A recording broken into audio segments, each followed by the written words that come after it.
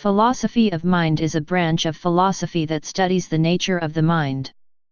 The mind-body problem is a paradigm issue in philosophy of mind, although other issues are addressed, such as the hard problem of consciousness, and the nature of particular mental states. Aspects of the mind that are studied include mental events, mental functions, mental properties, consciousness, the ontology of the mind, the nature of thought, and the relationship of the mind to the body.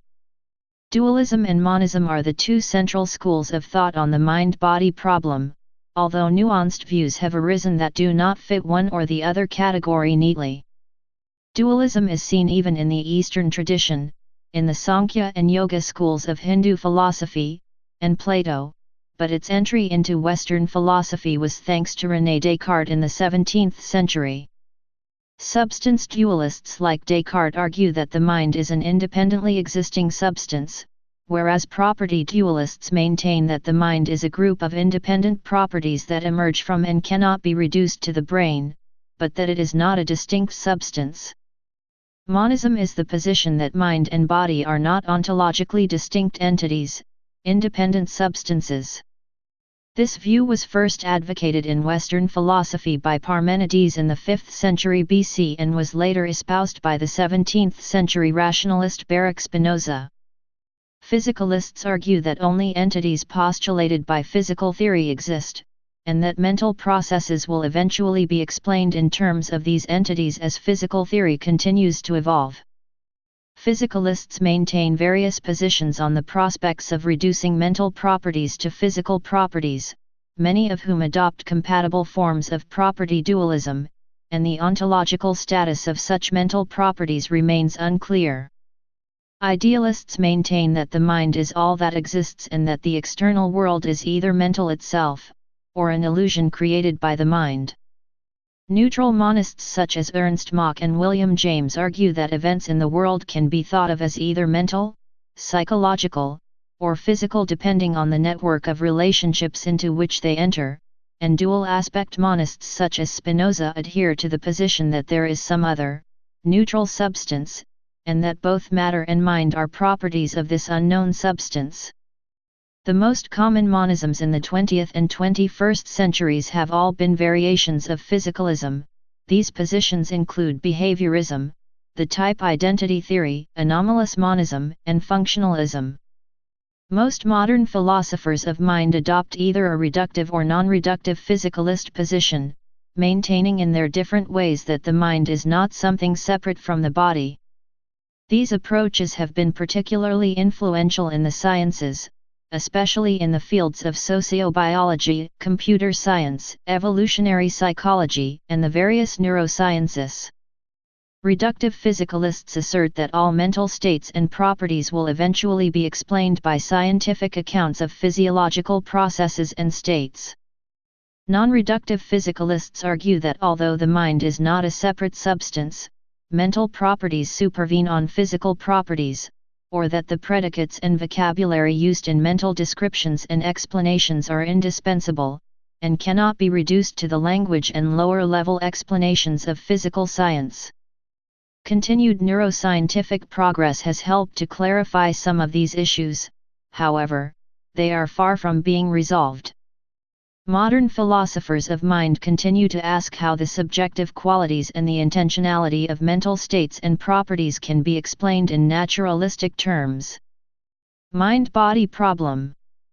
The mind-body problem concerns the explanation of the relationship that exists between minds, or mental processes, and bodily states or processes. The main aim of philosophers working in this area is to determine the nature of the mind and mental states/processes, and how or even if minds are affected by and can affect the body. Our perceptual experiences depend on stimuli that arrive at our various sensory organs from the external world, and these stimuli cause changes in our mental states, ultimately causing us to feel a sensation, which may be pleasant or unpleasant. Someone's desire for a slice of pizza, for example, will tend to cause that person to move his or her body in a specific manner and in a specific direction to obtain what he or she wants.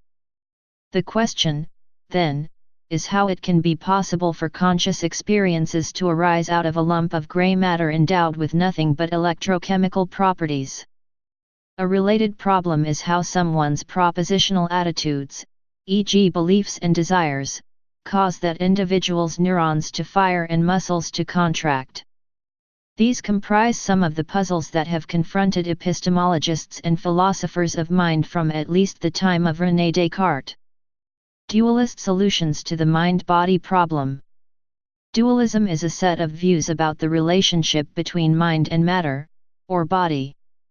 It begins with the claim that mental phenomena are, in some respects, non-physical. One of the earliest known formulations of mind-body dualism was expressed in the Eastern Sankhya and Yoga schools of Hindu philosophy, c. 650 BCE, which divided the world into Purusha, mind/spirit, and Prakriti, material substance. Specifically, the Yoga Sutra of Patanjali presents an analytical approach to the nature of the mind. In Western philosophy, the earliest discussions of dualist ideas are in the writings of Plato, who maintained that humans' intelligence, a faculty of the mind or soul, could not be identified with, or explained in terms of, their physical body. However, the best-known version of dualism is due to René Descartes, 1641, and holds that the mind is a non-extended, non-physical substance, a res cogitans. Descartes was the first to clearly identify the mind with consciousness and self-awareness, and to distinguish this from the brain, which was the seat of intelligence. He was therefore the first to formulate the mind-body problem in the form in which it still exists today. Arguments for dualism. The most frequently used argument in favor of dualism appeals to the common-sense intuition that conscious experience is distinct from inanimate matter. If asked what the mind is, the average person would usually respond by identifying it with their self, their personality, their soul, or some other such entity. They would almost certainly deny that the mind simply is the brain, or vice versa, finding the idea that there is just one ontological entity at play to be too mechanistic, or simply unintelligible. Many modern philosophers of mind think that these intuitions are misleading and that we should use our critical faculties, along with empirical evidence from the sciences, to examine these assumptions to determine whether there is any real basis to them. Another important argument in favor of dualism is that the mental and the physical seem to have quite different, and perhaps irreconcilable, properties. Mental events have a subjective quality, whereas physical events do not. So, for example, one can reasonably ask what a burnt finger feels like, or what a blue sky looks like, or what nice music sounds like to a person. But it is meaningless, or at least odd, to ask what a surge in the uptake of glutamate in the dorsolateral portion of the hippocampus feels like.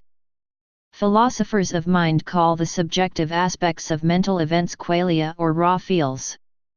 There is something that it is like to feel pain, to see a familiar shade of blue, and so on.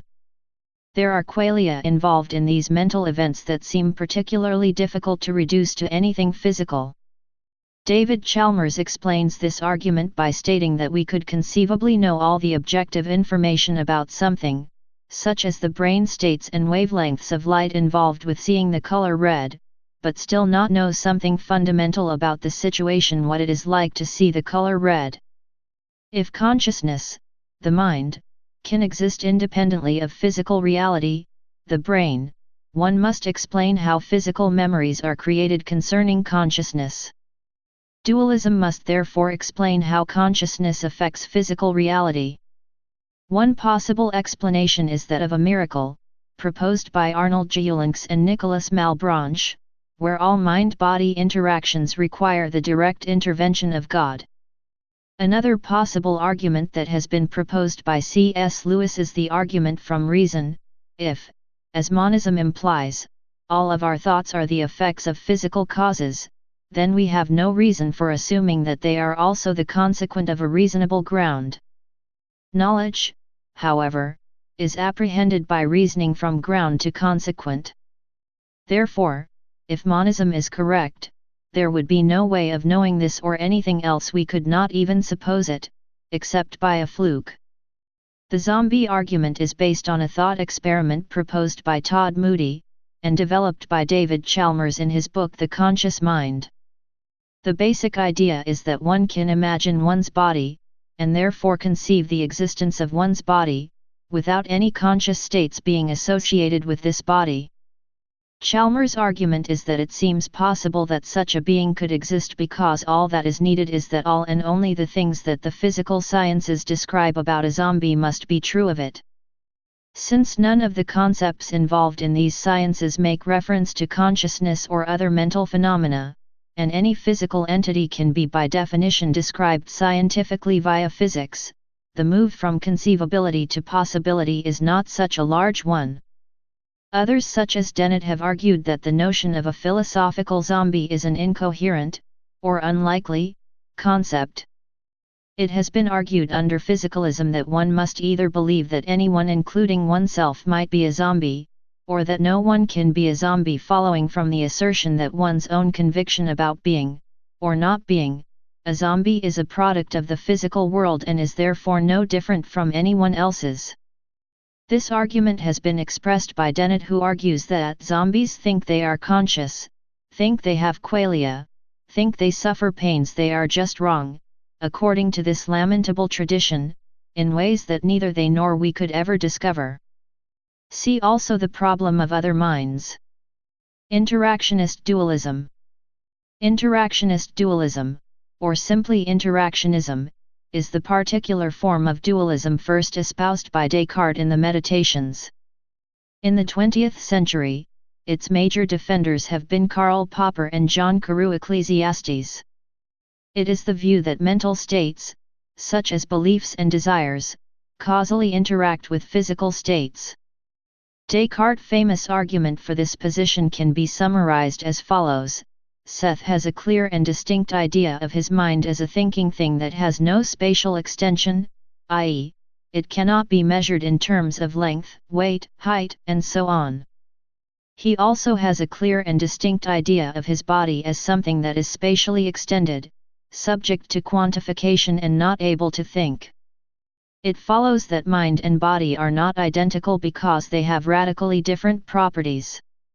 At the same time, however, it is clear that Seth's mental states, desires, beliefs, etc., have causal effects on his body and vice versa. A child touches a hot stove, physical event, which causes pain, mental event, and makes her yell, physical event. This in turn provokes a sense of fear and protectiveness in the caregiver, mental event, and so on. Descartes' argument crucially depends on the premise that what Seth believes to be clear and distinct ideas in his mind are necessarily true. Many contemporary philosophers doubt this. For example, Joseph Agassiz suggests that several scientific discoveries made since the early 20th century have undermined the idea of privileged access to one's own ideas. Freud claimed that a psychologically trained observer can understand a person's unconscious motivations better than the person himself does. Duhem has shown that a philosopher of science can know a person's methods of discovery better than that person herself does, while Malinowski has shown that an anthropologist can know a person's customs and habits better than the person whose customs and habits they are. He also asserts that modern psychological experiments that cause people to see things that are not there provide grounds for rejecting Descartes' argument, because scientists can describe a person's perceptions better than the person herself can. Other forms of dualism. Psychophysical parallelism. Psychophysical parallelism, or simply parallelism, is the view that mind and body, while having distinct ontological statuses, do not causally influence one another. Instead, they run along parallel paths. Mind events causally interact with mind events and brain events causally interact with brain events, and only seem to influence each other. This view was most prominently defended by Gottfried Leibniz. Although Leibniz was an ontological monist who believed that only one type of substance, the monad, exists in the universe, and that everything is reducible to it, he nonetheless maintained that there was an important distinction between the mental and the physical in terms of causation. He held that God had arranged things in advance so that minds and bodies would be in harmony with each other. This is known as the doctrine of pre-established harmony. Occasionalism. Occasionalism is the view espoused by Nicolas Malebranche that asserts that all supposedly causal relations between physical events, or between physical and mental events, are not really causal at all. While body and mind are different substances, causes, whether mental or physical, are related to their effects by an act of God's intervention on each specific occasion.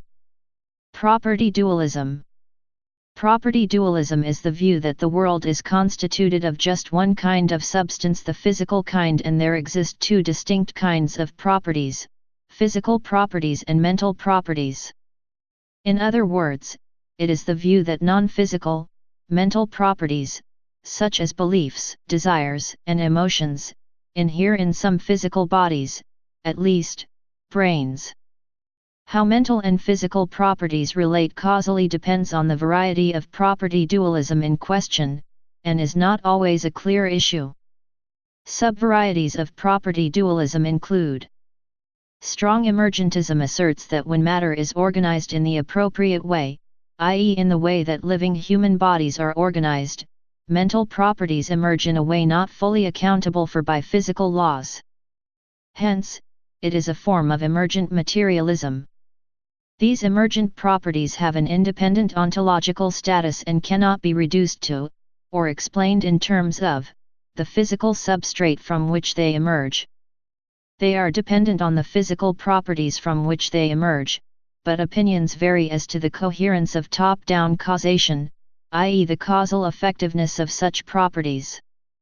A form of property dualism has been espoused by David Chalmers, and the concept has undergone something of a renaissance in recent years, but was already suggested in the 19th century by William James. Epiphenomenalism is a doctrine first formulated by Thomas Henry Huxley. It consists of the view that mental phenomena are causally ineffectual, where one or more mental states do not have any influence on physical states, or mental phenomena are the effects, but not the causes, of physical phenomena. Physical events can cause other physical events, and physical events can cause mental events, but mental events cannot cause anything, since they are just causally inert byproducts, i.e. epiphenomena, of the physical world. This view has been defended most strongly in recent times by Frank Jackson. Non-reductive physicalism is the view that mental properties form a separate ontological class to physical properties. Mental states, such as qualia, are not reducible to physical states. The ontological stance towards qualia in the case of non-reductive physicalism does not imply that qualia are causally inert. This is what distinguishes it from epiphenomenalism. Panpsychism is the view that all matter has a mental aspect, or, alternatively, all objects have a unified center of experience or point of view. Superficially, it seems to be a form of property dualism, since it regards everything as having both mental and physical properties. However, some panpsychists say mechanical behavior is derived from primitive mentality of atoms and molecules, as are sophisticated mentality and organic behavior, the difference being attributed to the presence or absence of complex structure in a compound object.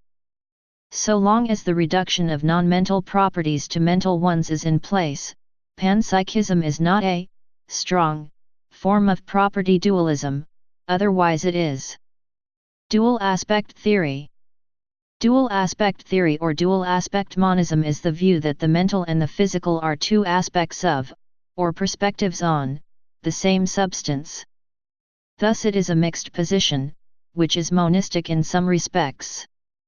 In modern philosophical writings, the theory's relationship to neutral monism has become somewhat ill-defined, but one proffered distinction says that whereas neutral monism allows the context of a given group of neutral elements and the relationships into which they enter to determine whether the group can be thought of as mental, physical, both, or neither, Dual aspect theory suggests that the mental and the physical are manifestations, or aspects, of some underlying substance, entity or process that is itself neither mental nor physical as normally understood.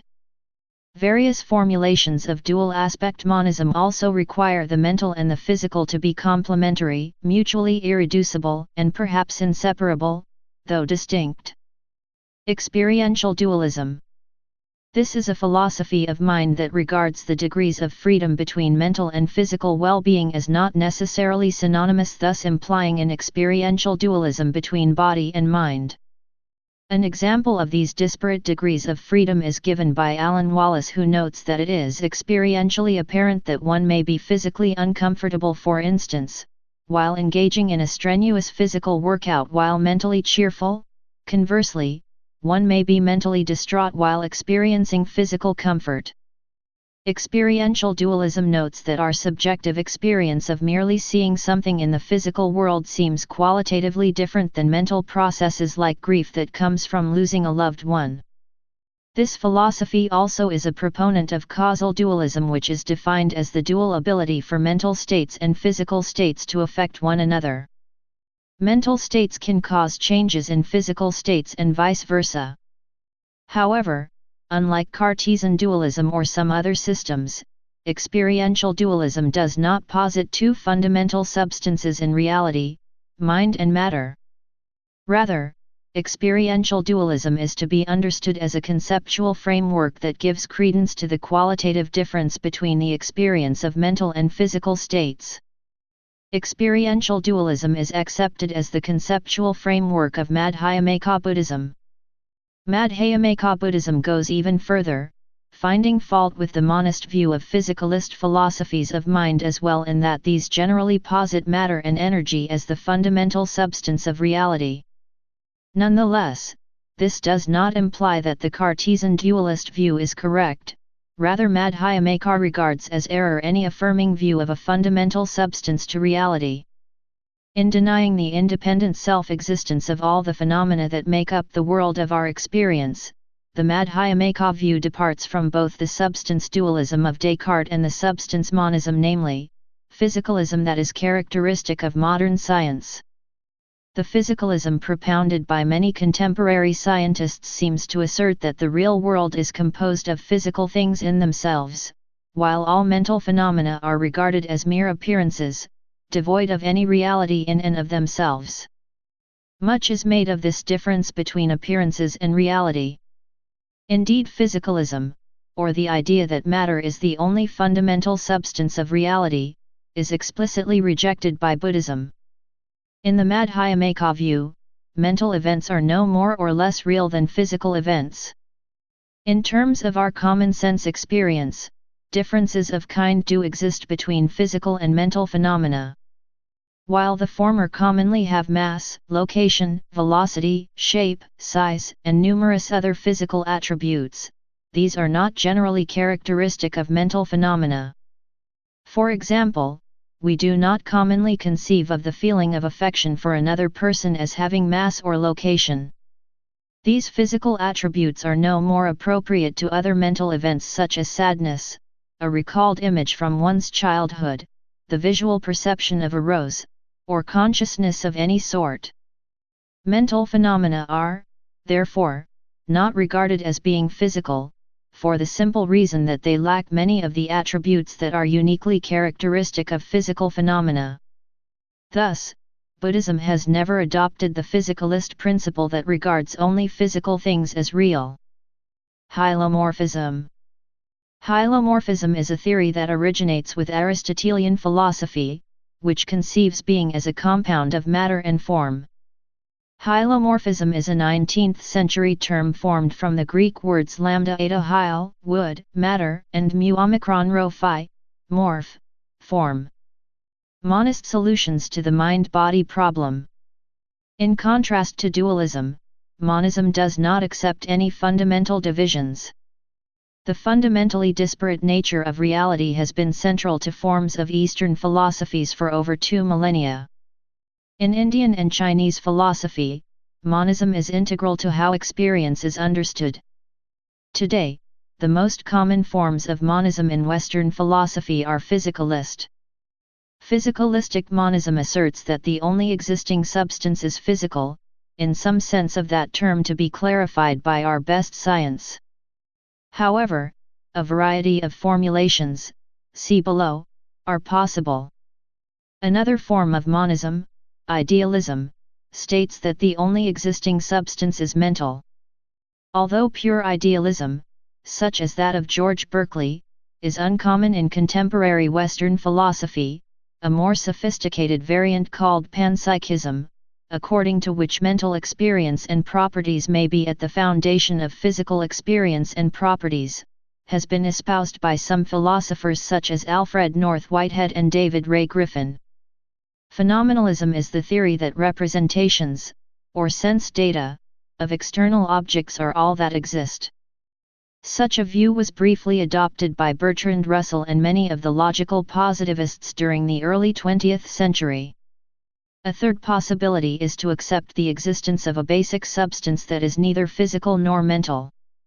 The mental and physical would then both be properties of this neutral substance.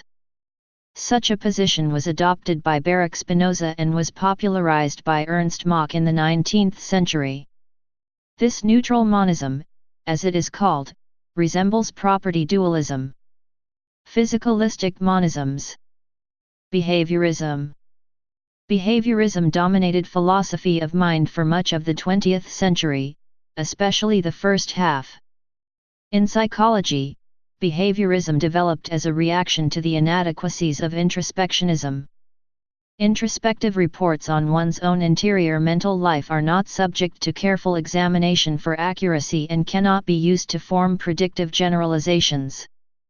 Without generalizability and the possibility of third-person examination, the behaviorists argued, psychology cannot be scientific.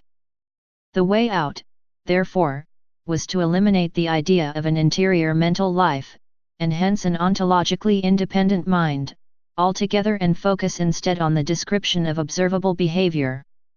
Parallel to these developments in psychology, a philosophical behaviorism, sometimes called logical behaviorism, was developed. This is characterized by a strong verificationism, which generally considers unverifiable statements about interior mental life pointless. For the behaviorist, mental states are not interior states on which one can make introspective reports. They are just descriptions of behavior or dispositions to behave in certain ways, made by third parties to explain and predict another's behavior. Philosophical behaviorism has fallen out of favor since the latter half of the 20th century, coinciding with the rise of cognitivism. Cognitivists reject behaviorism due to several perceived problems. For example, behaviorism could be said to be counterintuitive when it maintains that someone is talking about behavior in the event that a person is experiencing a painful headache. Identity theory. Type physicalism, or type identity theory, was developed by John Smart and Ullin Place as a direct reaction to the failure of behaviorism. These philosophers reasoned that, if mental states are something material, but not behavioral, then mental states are probably identical to internal states of the brain. In very simplified terms, a mental state M is nothing other than brain state B. The mental state desire for a cup of coffee would thus be nothing more than the firing of certain neurons in certain brain regions. Despite its initial plausibility, the identity theory faces a strong challenge in the form of the thesis of multiple realizability, first formulated by Hilary Putnam. It is obvious that not only humans, but many different species of animals can, for example, experience pain. However, it seems highly unlikely that all of these diverse organisms with the same pain experience are in the identical brain state. And if this is the case, then pain cannot be identical to a specific brain state. The identity theory is thus empirically unfounded. On the other hand, even granted the above, it does not follow that identity theories of all types must be abandoned. According to token identity theories, the fact that a certain brain state is connected with only one mental state of a person does not have to mean that there is an absolute correlation between types of mental state and types of brain state. The type-token distinction can be illustrated by a simple example. The word green contains 4 types of letters, G, R, E, N, with 2 tokens, occurrences, of the letter E along with one each of the others. The idea of token identity is that only particular occurrences of mental events are identical with particular occurrences or tokenings of physical events. Anomalous monism, see below, and most other non-reductive physicalisms are token identity theories. Despite these problems, there is a renewed interest in the type identity theory today, primarily due to the influence of Jae-Won Kim. Functionalism. Functionalism was formulated by Hilary Putnam and Jerry Fodor as a reaction to the inadequacies of the identity theory. Putnam and Fodor saw mental states in terms of an empirical computational theory of the mind. At about the same time or slightly after, D.M. Armstrong and David Kellogg Lewis formulated a version of functionalism that analyzed the mental concepts of folk psychology in terms of functional roles. Finally, Wittgenstein's idea of meaning as use led to a version of functionalism as a theory of meaning, further developed by Wilfrid Sellars and Gilbert Harman. Another one, psychofunctionalism, is an approach adopted by the naturalistic philosophy of mind associated with Jerry Fodor and Zenon PlylysHyn. What all these different varieties of functionalism share in common is the thesis that mental states are characterized by their causal relations with other mental states and with sensory inputs and behavioral outputs. That is, functionalism abstracts away from the details of the physical implementation of a mental state by characterizing it in terms of non-mental functional properties. For example, a kidney is characterized scientifically by its functional role in filtering blood and maintaining certain chemical balances. From this point of view, it does not really matter whether the kidney be made up of organic tissue, plastic nanotubes, or silicon chips. It is the role that it plays and its relations to other organs that define it as a kidney. Non-reductive physicalism. Non-reductionist philosophers hold firmly to 2 essential convictions with regard to mind-body relations. 1. Physicalism is true and mental states must be physical states, but 2. All reductionist proposals are unsatisfactory. Mental states cannot be reduced to behavior, brain states, or functional states. Hence, the question arises whether there can still be a non-reductive physicalism. Donald Davidson's Anomalous Monism is an attempt to formulate such a physicalism. He thinks that when one runs across what are traditionally seen as absurdities of reason, such as akrasia or self-deception, the personal psychology framework is not to be given up in favor of the subpersonal one, but rather must be enlarged or extended so that the rationality set out by the principle of charity can be found elsewhere. Davidson uses the thesis of supervenience. Mental states supervene on physical states, but are not reducible to them. Supervenience therefore describes a functional dependence. There can be no change in the mental without some change in the physical, causal reducibility between the mental and physical without ontological reducibility. Because non-reductive physicalist theories attempt to both retain the ontological distinction between mind and body and to try to solve the surfeit of explanations puzzle in some way, critics often see this as a. Please subscribe and thanks for watching.